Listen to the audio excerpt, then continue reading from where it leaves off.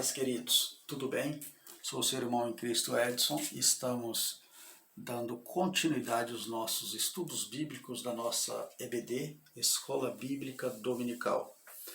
Vamos estar estudando as nossas lições do quarto trimestre de 2022. Desta vez nós estamos estudando o livro de Ezequiel.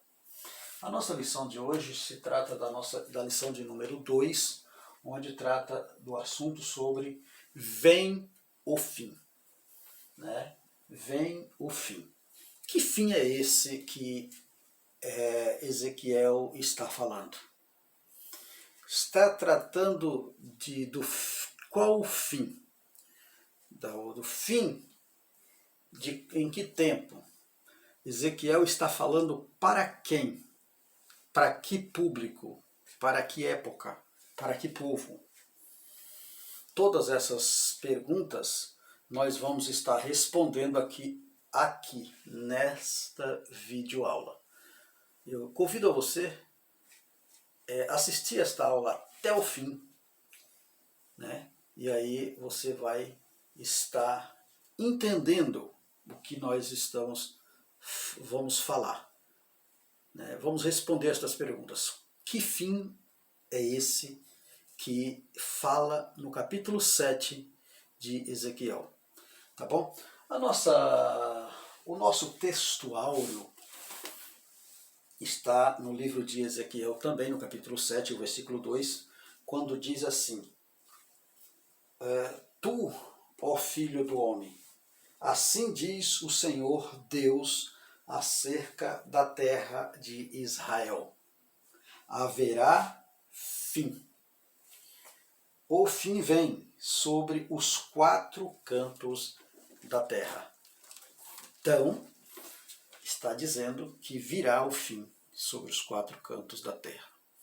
Muito bem, a nossa leitura bíblica em classe também se encontra no livro de Ezequiel, no capítulo de número 7, do versículo 1 ao versículo 10. Não vou ler para ganharmos tempo, havendo necessidade durante a aula, a gente retorna aqui e volta lendo para entendermos. Mas é importantíssimo que você leia, né, para entender, né, o que nós vamos desenvolver aqui durante a nossa aula. Tá certo? Vamos adiante. Muito bem, a introdução da nossa lição vai nos dizer o seguinte.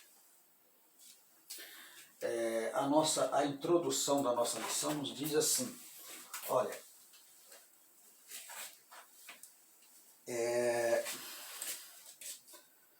vamos aqui na frente entender o que fala a nossa introdução. Ezequiel introduziu a profecia com a fórmula usada pelo profeta de Israel. Veio a palavra do Senhor a mim. Aí ele diz o seguinte: a chancela da autoridade divina, assim diz o Senhor Jeová. Então, quando ele diz assim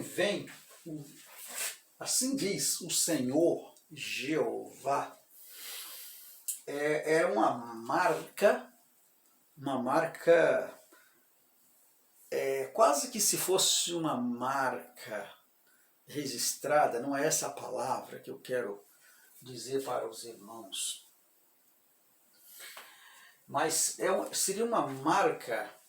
A Bíblia, a nossa lição nos diz que seria uma marca registrada do profeta que Deus deu para ele, profeta, mas na verdade Deus dirigia assim para a maioria dos profetas do Antigo Testamento. Assim diz o Senhor.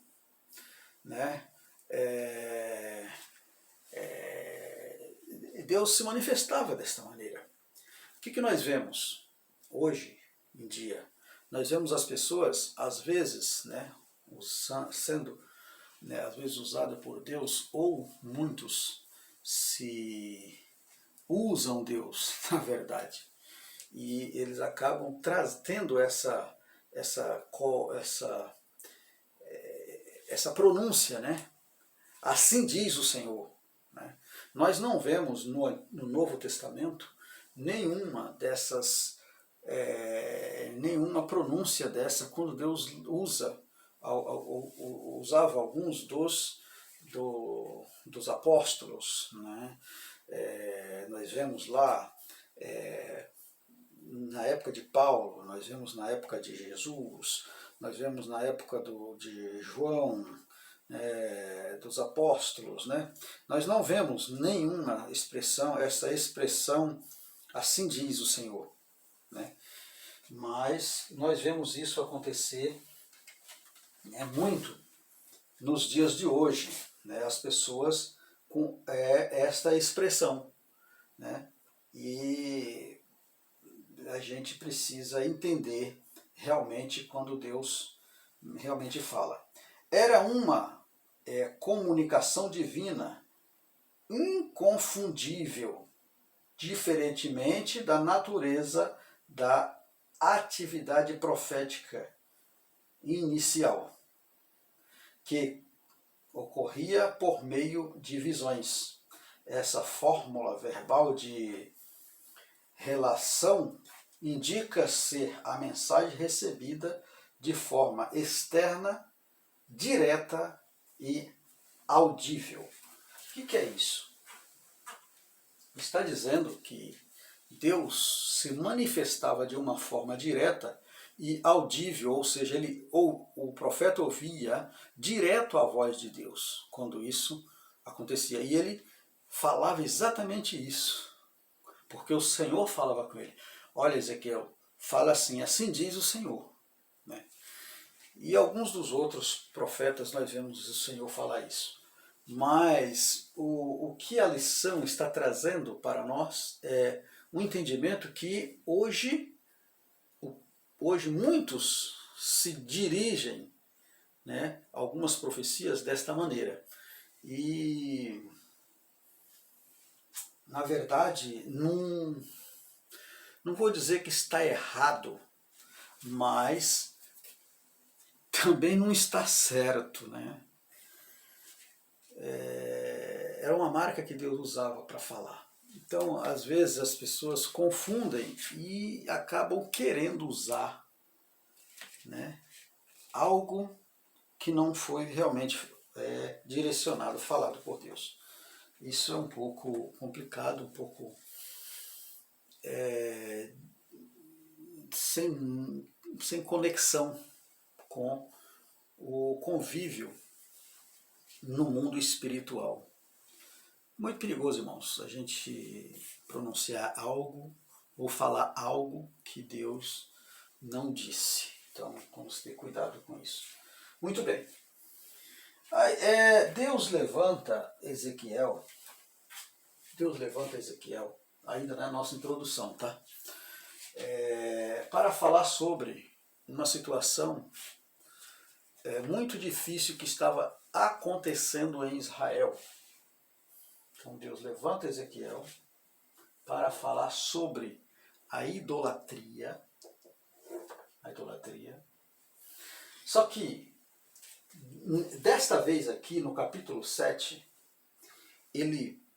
Ezequiel, ele fala com uma certa, desta vez, mais ousado, ou seja, mais duro, né? Com uma linguagem muito mais forte do que foi falado lá atrás, no capítulo 2 e o capítulo 3 de Ezequiel. O que nós vemos aqui é que do capítulo 3 até o capítulo 7 existem vários acontecimentos, né, com o profeta. Deus mostra para ele dá visões, Deus mostra para ele ali uma visão de animais, 4 animais com seres viventes, né? Animais com rosto de homem, rosto de águia, rosto de leão, né? Deus mostra para ele, Deus traz Ezequiel numa situação na qual ele precisava viver separado, para representando uma miniatura do que Deus iria fazer com a nação, né, por causa do pecado, da idolatria. Então Deus pega Ezequiel, pede para ele pegar um tijolo, né, faz um cerco naquele tijolo representando a cidade, né, e depois Deus manda que ele deitasse sobre um lado, depois mandou deitar sobre o outro lado, né, 390 dias do lado esquerdo, se não me falha a memória, 40 dias do lado direito. Aí se você pega esses dois números, 390 mais 40, nós vamos chegar em 430. Né? Aí nós vemos que assemelha o tempo que Deus deixou o povo no Egito, cativo de Faraó, representando uma representação do tempo do cativeiro do povo. Tá? Mas é um estudo para uma outra. Só essa parte aí já dá um estudo praticamente desta aula da escola dominical, mas o nosso aqui, eu só estou explicando algumas passagens que aconteceram, né, do capítulo 3 ao capítulo 7, né, que agora já pula uma outra parte que vai aplicar nessa aula, que não vai falar dessa outra parte. Mas é interessante a gente saber e entender e ter curiosidade para ler. Então eu convido você a ler do capítulo 3 ao capítulo 7 de Ezequiel, e você vai entender isso que eu estou falando. É muito importante para a gente entender o que Deus está falando aqui no capítulo 7. Aí nós vemos que no capítulo 7, Deus fala para ele, Ezequiel, que estaria uma sentença, né, marcada para um fim daquela situação que o povo estava afrontando a Deus. Né? Então aqui vai a primeira pergunta, a primeira resposta da pergunta que eu fiz. Para quem? O fim vinha para quem? Então Deus está dizendo, o fim vinha para Israel, para a rebeldia de Israel, do povo israelita, né? E o povo israelita se concentravam entre Judá e Jerusalém. E Jerusalém era onde tinha o grande templo de Zorobabel, o grande templo do Senhor. E o povo achavam que aquilo nunca seria destruído. Né? Então é muito perigoso isso, a gente subestimar o inimigo, né? Porque por causa da prepotência do homem, Deus pode levantar inimigos. Quando o homem se coloca numa situação que ele é inatingível, ele desrespeita as ordens ou as ordenanças de Deus para viver uma situação. Então é muito perigoso isso, tá bom? Vamos adiante. Então Deus levanta Ezequiel com um anúncio mais forte. Uma vez ele, né, como uma atalaia, Deus levanta ele anunciando, desta vez com uma linguagem mais forte, anunciando o fim de uma nação, o fim de um povo, de uma... Agora, desta vez, não só para Israel ali, mas também para as nações. Né? fala com Jerusalém de uma maneira, né, anunciando o quê? Que este fim viria através de catástrofe, e aí iria envolver também as nações. E nós falamos na lição passada, lição de número 1, ou melhor, desculpa, eu acabei não pronunciando, esta é a lição de número 2, tá? Então nós falamos na lição de número 1 que essas nações na qual Deus estava projetando uma destruição por causa da idolatria, eram 7 nações, né? Nós falamos lá naquelas 7 nações. E agora Deus levanta anuncia a Jerusalém e a Judá que viria o fim através de catástrofe, e também estavam envolvidas estas nações. E nós vemos aqui o cuidado de Deus para que o povo se juntasse a ele. E o Deus, nosso Deus, ele não é um Deus que faz acepção de pessoas. Ele não é um Deus apenas para Israel, mas ele é um Deus também para todo o planeta, todo o mundo que recorre a ele. Ele é um Deus de socorro. Nós vemos aqui ele mostrando um Deus de socorro também para as nações. Tá? Muito bem. O segundo subtópico vai falar sobre a extensão dessa catástrofe, que é exatamente isso que eu expliquei.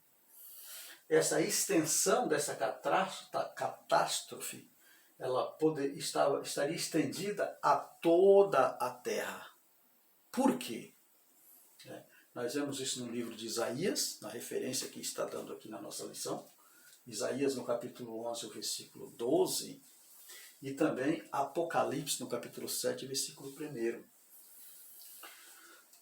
Essa extensão para toda a terra é exatamente o modo de Deus requerer do povo um reconhecimento a Ele, Deus, né, como Criador de tudo. E o povo estava levando a uma desobediência, a um estado de idolatria. E Deus não pode tolerar isso. E aí ele anuncia o subtópico 3 do primeiro tópico, vai dizer que a pergunta quando, né? Acrescentei aqui, quando virá o fim? A pergunta da nossa lição é quando? Pois é, quando isso acontece? A profecia vai falar de uma eminência. Quando?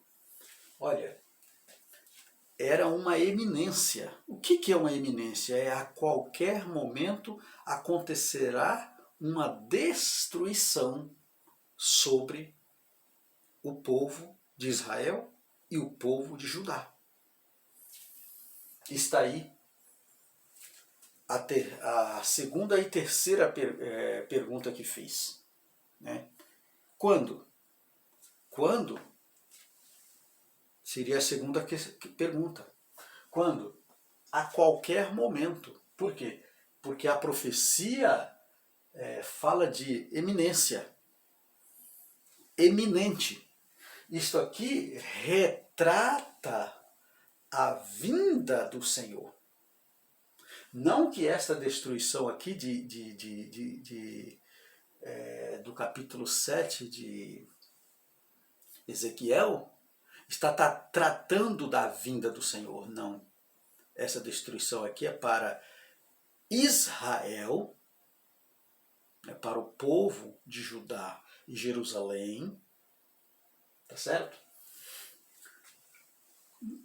Naquela época, era eminente, iria acontecer a qualquer momento, essa destruição ela viria de uma maneira através de catástrofe, através de fome, através de peste e uma destruição eminente por causa da desobediência e idolatria daquele povo. Aí nós vamos ver que essa eminência vai estar falando,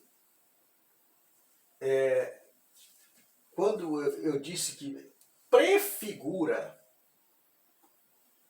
a vinda de Cristo, não que isso mas prefigura, porque a Bíblia diz que a vinda de Jesus, ela é também uma eminência.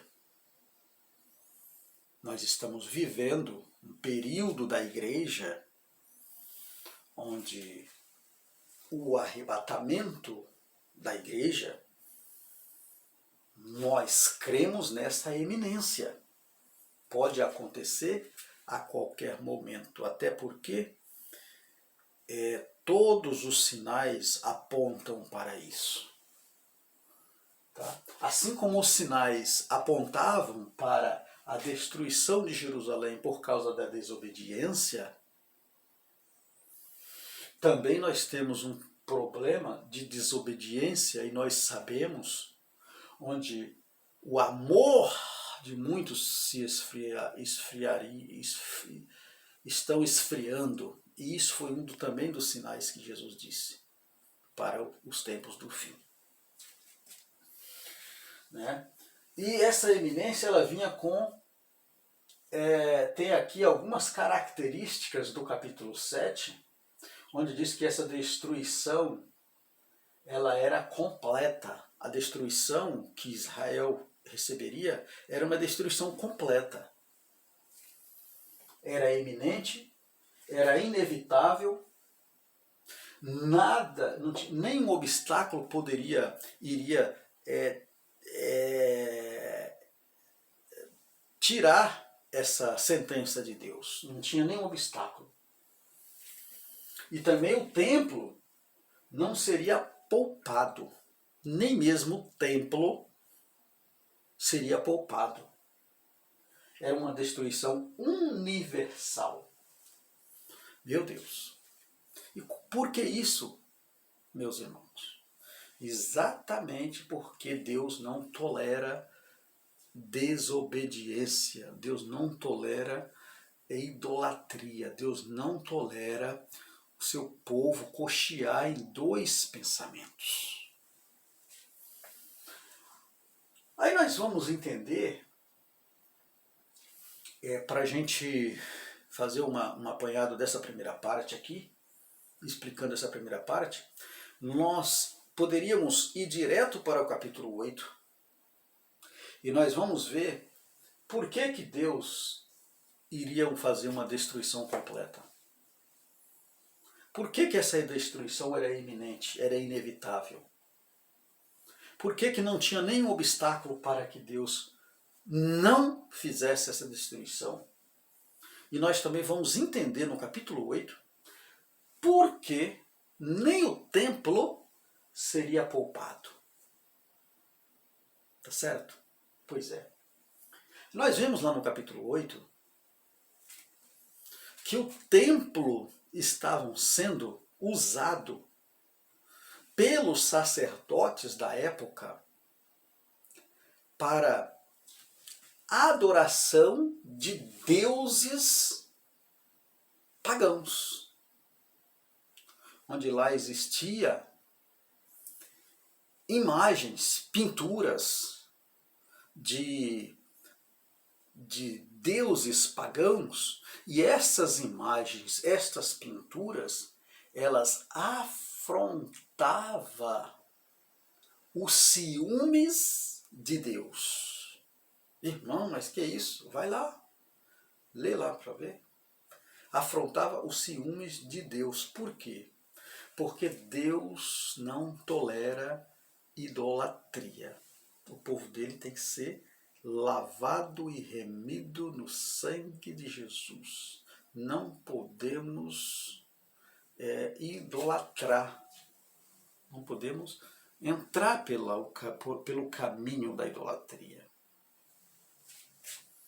Muito bem. Mas aconselho que você leia lá no capítulo de número 8. Lê o capítulo 8 e o capítulo 9 de Ezequiel. Você vai ver que lá no capítulo 9, Deus levanta um homem com uma caneta, com um tinteiro, para marcar na testa os verdadeiros dos falsos. Tá bom? Deixar só você curioso para você ler. Tá bom, meu amado? Vamos adiante. Sobre o fim, segundo tópico da nossa lição. O que falar sobre o fim? Nossa lição vai dizer que o sentido deste fim, ela vinha com destruição, ruína, morte e condenação. Né?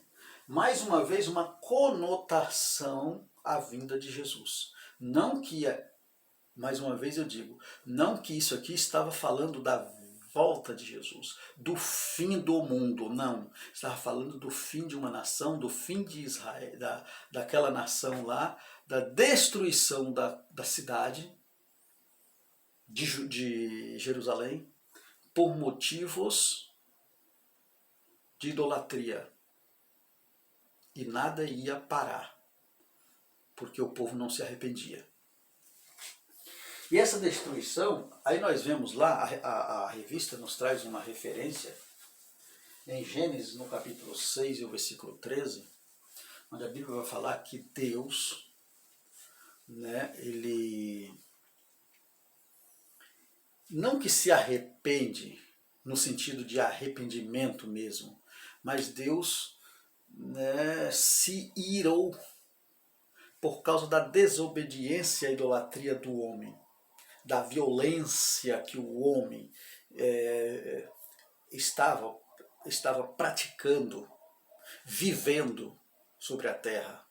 E aí Deus manda a destruição. Deus planeja agora para destruir a raça humana por causa da desobediência, da violência vivida naquela época.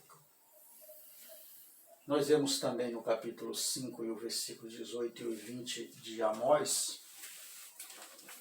Vamos ler? Amós, capítulo de número 5, versículo 18 ao 20, diz assim: Olha, ai de vós que desejais o dia do Senhor. Para que desejais vós o dia do Senhor? É uma pergunta. É dia de trevas e não de luz, como se um homem fosse diante do leão e se encontrasse com ele o urso, ou como se entrando em casa encontrasse a parede fosse mordido por uma cobra. Não será, pois, o dia do Senhor trevas, senão luz. Não será completa escuridão, sem nenhuma claridade. Então ele está dizendo que esse dia deste fim, dessa destruição, era um dia de muita tristeza, de muita angústia, de muita dor. Mais uma vez, falando para Israel em situação à desobediência daquela época e a destruição para Jerusalém. Também essa destruição prefigura a volta de Cristo. Jesus Cristo vai dizer que no dia do Senhor, no dia da vinda, não ficará pedra sobre pedra. Louvado seja o nome do Senhor. E que esse dia também é um dia de muito muita angústia na terra, de trevas, porque os povos, as nações, vai refletir as mensagens dos atalaias, né? Muitas das vezes, eu, você, nós falamos para as pessoas e eles não querem dar ouvido, mas vai chegar um dia na qual esta cobrança será feita. E, mais uma vez, eu digo que isso aqui estava falando para Israel, mas isto também reflete a vinda de Jesus. Muito bem. Vem também no sentido de ruína, no sentido de morte. Essa morte ela é uma morte tanto física como espiritual. E também no sentido de condenação. Precede a volta de Cristo também, aqui no caso da condenação. Por que a condenação? Porque a Bíblia vai dizer que no capítulo de número 16, versículo 15 de Marcos, vai dizer que temos que pregar este evangelho.